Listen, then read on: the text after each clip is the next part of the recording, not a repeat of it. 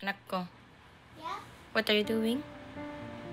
I'm doing aqua bees. Aqua beads? Yeah?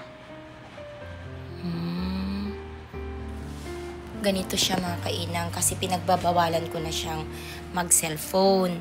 Ang dami niyang dapat gawin mga kainang yan. What is this, anak ko? Who is this? That is tapioca. Tapioca? Yeah? Tapioca and Sumiko Grash? Yes? Oh, that's good. So, anak ko, you're so good. And, kukunti na yung beads niya. Papabilin lang ulit yan pag ano. No, anak ko. Dati mga kainang, yung beads niya, nalagay dito sa bote niya. Ngayon, ang alam niya, pwedeng kunin yung beads sa daliri niya, mga kainang. Kinuha niya sa daliri. Ngayon, hindi na natanggal yung bote. Nagluluto ako, nagmamadali ako, kasi nga papasok ako. Ngayon, hindi na matanggal yung bote, naging violet na yung daliri niya, mga kainang. Tapos sabi niya, itinatago niya yung daliri niya. Oh, that's beautiful, anak ko. Beautiful. And this is tomato. Oh, that's beautiful. It's not a strawberry. Yes, it's tomato. Tomato? Aqua bees blue. Your guidebook? I see.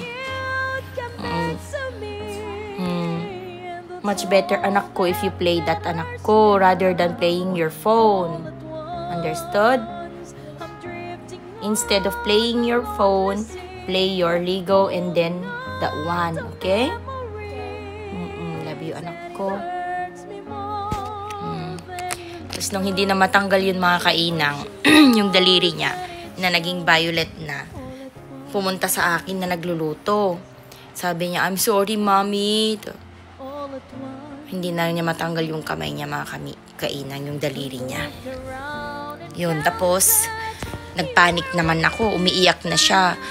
Sorry sa akin. Ganyan kasi mga kainang, pag nasasaktan siya, sa akin nagsusorry kasi ayaw niya na makitang nag-worry ako. Tapos yun, kahit anong gawin ko, nilagyan ko ng sabon, ng mantika, ayaw talagang matanggal yung daliri niya. Maliit dati yung bote niya, ngayon malaki na yung ginawa ko para kahit ipasok niya yung kamay niya, madaling matanggal. Hindi matanggal talaga mga kainang kasi na-suffocate na yung parang wala ng hangin kasi sa loob, kaya yung kamay niya na maga, naging violet na, hindi na talaga matanggal kahit anong gawin namin. Tatawag na sana ako ng emergency hotline para dalhin na sa ospital. Kaso naisip ko, saglit lang anak sabi ko, kumuha ako ng pako mga kainang. Siguro pag nagkahangin to, matatanggal to, sabi ko. Binutasan ko mga kainang, kumuha ko ng pako, tapos pinainit ko yung pako, binutasan ko yung bote. Buti na lang kanyo, kasi hindi siya, yung bote talaga, yung plastic na bottle yun mga kainang. Kaya binutasan ko siya. Nung nagbutas na, medyo nagkahangin na, madali ko na natanggal yung kamay niya. Nilagyan ko ng sabon. Yun, tapos hinugot ko, natanggal na. Ganyan siya mga kainang. Tapos matagal siyang hindi gumawa niyan dahil doon nagka-trauma siya mga kainang. Sabi ko, lately, huwag ka masyadong mag-phone anak Sabi ko, laro ka ng yung Lego mo. Lego no anak ko. Show me your Lego to anak ko. Gawa ka ng mga ganyan anak ko, o kaya yung mga Lego mo, kako. Tapos gumawa siya mga kainang. Laging nakikinig yan mga kainang. Tingnan niyo yung ginawa niya. Oh, di ba? Very fashionable naman ang baby ko. Yan, gate daw yan mga kainang. Papasok daw sa pintuan. Yan. May lock daw. Kaya, nilagyan niya na ng lock para walang makapasok daw. If you open that, tapos papasok ka. Ganyan daw ang loob. Wow, beautiful naman anak ko. You're so creative anak ko.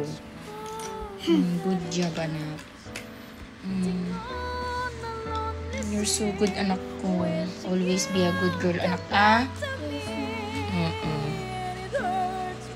Say hello to everyone anak ko. What are you going to say to them, anak ko? Thank you everyone, and I love you all. Basta anak kong sing-singpot ka, Bon? Mm-mm.